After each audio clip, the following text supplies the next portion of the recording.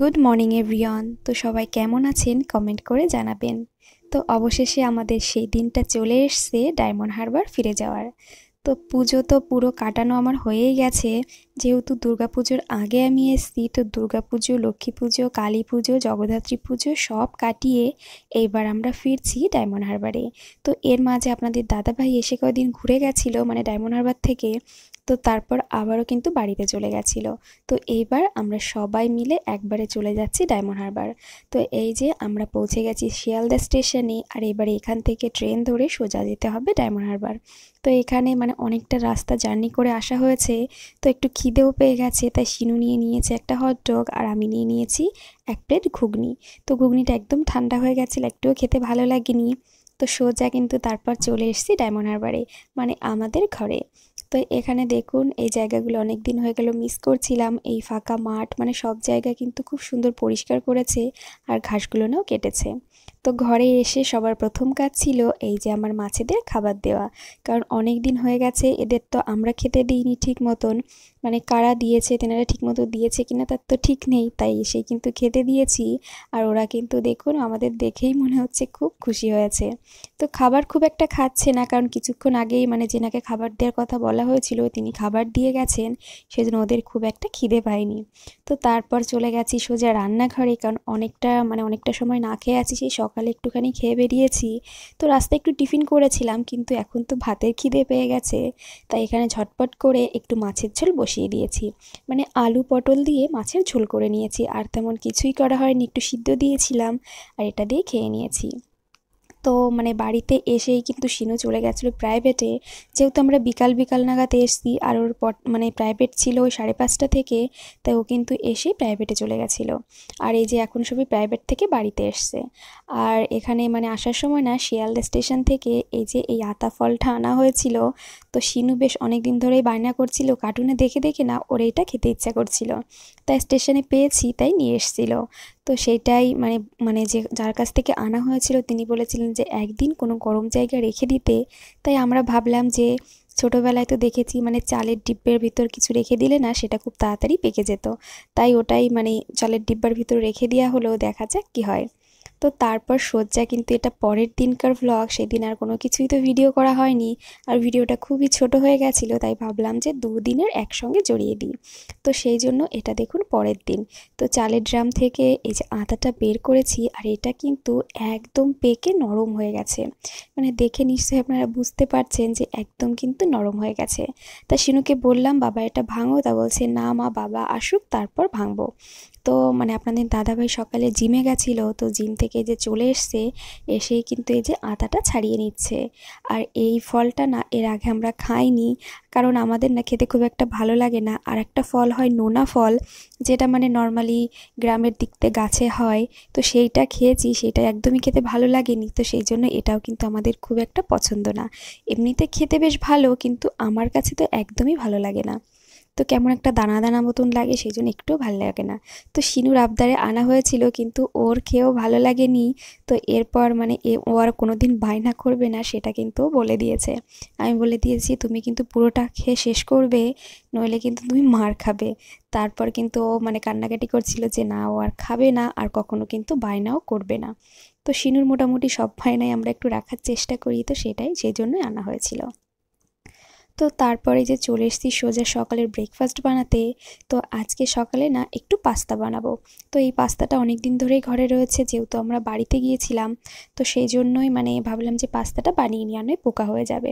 তো পাস্তা দেখুন মানে সবার প্রথম সিদ্ধ করে এই যে জল ঝরিয়ে রেখে দিয়েছি, আর তারপর কড়াইতে সাদা তেল গরম করে আদা রসুন গ্রেট করে নিয়েছিলাম সেইটাই দিয়ে দিলাম।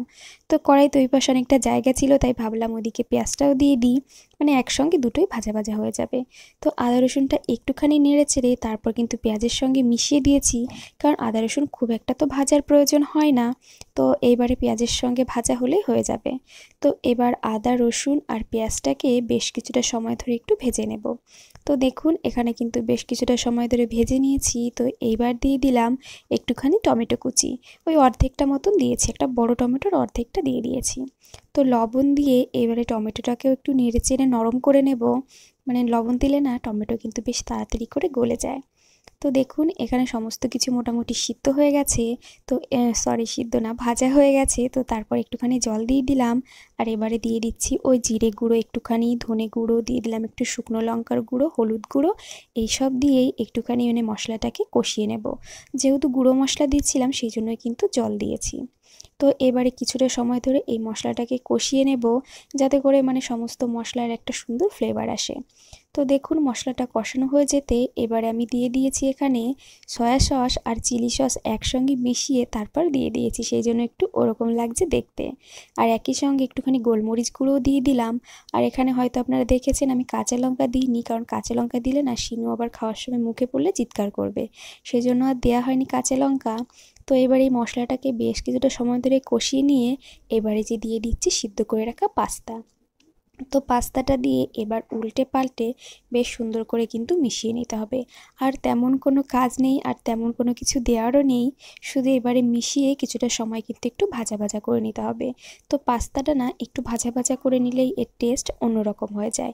আর পাস্তা অনেকে অনেকভাবে রান্না করে, এমনকি আমিও কিন্তু বিভিন্নভাবে রান্না করি, মানে আজকে কিন্তু অন্যভাবেই রান্না করলাম, যাই হোক একটু মশলা দিয়ে। তো এখানে দেখুন অনেকটা সময় ভেজে নিয়েছি, এবার উপর থেকে দিয়ে দিচ্ছি একটুখানি গরম মশলা গুঁড়ো, আর একটুখানি মানে যে ম্যাগি মশলা থাকে ওটা দিলে বেশি ভালো হতো, কিন্তু ওটা আর ঘরে ছিল না, যা ছিল সেইটাই মোটামুটি দিয়ে দিলাম।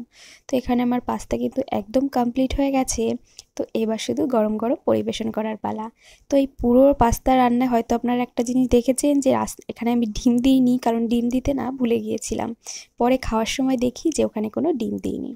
তো তারপর পাস্তা খাওয়া দাওয়া করে স্নান করে মানে এই যে চলে এসেছি আবার দুপুরে রান্নার জন্য।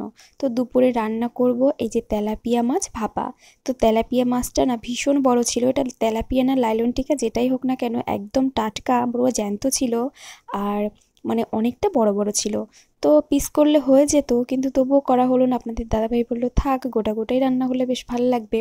তো সেই মতন গোটা গোটাই কিন্তু করা হচ্ছে। আর শিনুর জন্য একটা ছোট্ট কইও দিয়ে দিয়েছি, মানে কই মাছ। ওর মানে কই মাছটা খেতে মানে ও কোনো মাছই খেতে পছন্দ করে না, তো যাই হোক ওর জন্য ছোট্ট একটা মাছ দিয়ে দিয়েছি। তো মশলা তো দেখতেই পারলেন কী কী দিয়েছি, আদা জিরে আর কাঁচা লঙ্কা মিক্সিতে একটুখানি জল দিয়ে বেটে নেব। আর বাটাটা না একদম মিহি করে বেটে নিতে হবে, যেহেতু ভাপা করছি সেজন্য মশলা টশলা দানা দানা থাকলে না ভালো লাগবে না। তো মানে আজকে ভাবলাম যে মাছটাকে না হালকা করে একটু ভেজে নিয়ে তারপরে ভাপা বসাবো। অন্য সময় আমি মাছ কাঁচাই দিই, কিন্তু আজকে না একটুখানি ভেজে নিচ্ছি, ধরুন ওই 5 থেকে 6 মিনিট মতন একটু ভেজে নেব। তো সবার প্রথম এই যে দিয়ে দিয়েছি তেল গরম করে মাছটা। তো মাছ দিয়ে দেখতেই পাচ্ছেন একদম হালকা করে কিন্তু ভেজে নিচ্ছি, জাস্ট একটুখানি এই যে লাল লাল হয়েছে, আর তারপরে কিন্তু মাছটা উল্টে দিলাম। তো উল্টে দিয়ে এই পাশটাও কিছুটা সময় ভাজা হতে থাক, আর এদিকে দেখুন যে মশলাটা বেটে নিয়েছিলাম সেই মশলার ভিতর দিয়ে দিলাম হলুদ গুঁড়ো। তো যেহেতু মানে মশলাটা ডাইরেক্ট উনুনের ভেতরে ঢেলে দেবো মানে মাছের ওপরে, তো সেই জন্য কিন্তু হলুদ গুঁড়োটা আমি আগে থেকেই মিশিয়ে নিলাম, কারণ পরে মিশাতে না একটু সমস্যা হতে পারে। তো এবারে মাছটা না হালকা করে একটু নাড়িয়ে দিচ্ছি যাতে ওই পাশটা লেগে না যায়। তো এরপরেই কিন্তু পুরো মশলাটা আমি এই মাছটার উপরে দিয়ে দেব। তো মাছটা স্যার নামাবো না, আর কোনো রকম কিছুই দেবো না, শুধু এই মাছের ভেতরে এই যে মশলাটা কিন্তু ঢেলে দেবো। তো এইভাবে কে কে মাছ রান্না করেছেন এর আগে কমেন্ট করে কিন্তু অবশ্যই জানাবেন। আমি কিন্তু এইভাবে কখনোই মাছ ভাপা দিইনি, এই যে কিন্তু ফার্স্ট টাইম দিয়েছিলাম। তো সেদিন সত্যি মাছ ভাপাটা বেশ ভালো হয়েছিল, মানে এমনিতে প্রতিদিনও ভালো হয়, আর সেদিনও কিন্তু একটু অন্যরকম হয়েছিল, মানে ভাজা একটুখানি ভেজে নিলেই এর টেস্টটা বোধহয় বেশি ভালো হয়েছিল। তো দেখুন মাছগুলো না একটু নাড়িয়ে চাড়িয়ে দিচ্ছি, আর সব জায়গায় যাতে মশলা মিশে যায় সেরকম করে দিলাম। আর এবার একটা কাঁচা লঙ্কা দিয়ে এটাকে ঢাকা দিয়ে দেব। তো ঢাকা দিয়ে কিছুটা সময় কিন্তু ভাপা হতে দেব। তো ঢেকে দিয়েছি, এরই মাঝে আমার পট করে মনে পড়েছে যে এখানে কিন্তু আমি কোনো রকম লবণ দিইনি। তো লবণ দিতে ভুলে গিয়েছিলাম, তাই ঝট করে ঢাকনাটা খুলে এই যে একটু লবণ উপর থেকে ছড়িয়ে দিচ্ছি। তো লবণটা আগে থেকে দিয়ে দিলেই ভালো হতো, মানে যখন মশলায় হলুদ গুঁড়ো মিশিয়েছিলাম তখন। তো যাই হোক দেওয়া হয়নি, তাই এখন দিয়ে দিলাম। আপনারা কিন্তু যখন হলুদ গুঁড়োটা মেশাবেন তখনই দিয়ে দেবেন। তো এইবারে আবারও এই যে ঢাকা দিয়ে দেব, আর ঢাকা দিয়ে বেশ কিছুটা সময় কিন্তু রান্না করে নেব। তো দেখুন অনেকটা সময় রান্না করে নিয়েছি, আর এবারে কিন্তু মাছগুলো না উল্টে দেব। তো বেশ বড় সাইজের মাছ তো, আর সিদ্ধ অনেকটা সময় হয়েছে একদম নরম হয়ে গেছে, তাই একটু ভয়ে ভয়ে উল্টে দিলাম, কারণ ভেঙে যেতে পারে, সেই জন্য কিন্তু খুবই সাবধানে উল্টে দিয়েছি। তো এইবারে মানে ফোনটা বন্ধ করে তারপর কিন্তু পরের মাছটা উল্টে দিয়েছি। তো ঢাকা দিয়ে আর কিছুটা সময় রান্না করে নিলেই কিন্তু রেডি হয়ে যাবে। তো দেখুন এখানে ঝোল অনেকটা কমে এসছে, আর এইটুকুনা গ্রেভি রেখে দেব। আর এখানে কিন্তু আমার মাছ ভাপা একদম কমপ্লিট হয়ে গেছে। তাই ওপর থেকে ছড়িয়ে দিচ্ছি একটুখানি সর্ষের তেল। তো সর্ষের তেল এরকম ওপর থেকে ছড়িয়ে দিলে না মানে মাছ ভাপার স্বাদটা কিন্তু অনেকটা বেড়ে যায়। তো কেমন লাগলো এই যে লাইলন টিকা মাছ আর কই মাছ ভাপা, অবশ্যই কিন্তু কমেন্ট করে জানাবেন। খেতে কিন্তু দারুণ হয়েছিল। আপনারা যারা এখনও এরকমভাবে ভাপা খাননি তারা অবশ্যই করে কিন্তু একবার খেয়ে দেখতে পারেন। আশা করি আপনাদের বেশ ভালো লাগবে। তো আজকে রান্নাবান্না তো মোটামুটি কমপ্লিট হয়ে গেল। আর তারপরে মানে একটু সময় ঢেকে এটাকে সাইড করে রেখে দেবো যাতে সর্ষের তেলের ফ্লেভারটা চলে আসে। তো তারপরে শিনুকে নিয়ে বিকালবেলা আমরা প্রাইভেটে এসেছিলাম। তো ওকে প্রাইভেটে বসিয়ে দিয়ে আমরা এই যে একটু বাজারের দিকে এসেছি। আর এখানে অনেক কার্তিক ঠাকুর ছিল, যেহেতু কার্তিক পুজো কালকে সেই জন্যই ছিল। তো তারপর আমরা এসেছিলাম একটা মানে বিয়ের শপিং করতে, যেহেতু আরাধ্যার মাসির না বিয়ে, খুব শীঘ্রই বিয়ে। তো সেই বিয়ের জন্য মানে আরাধ্যার মা মাসি সবাই কিন্তু এখানে যে শপিং করতে এসছে, আর প্রাইভেটে ওদের দিয়ে তারপরে কিন্তু আমরা চলে গিয়েছিলাম।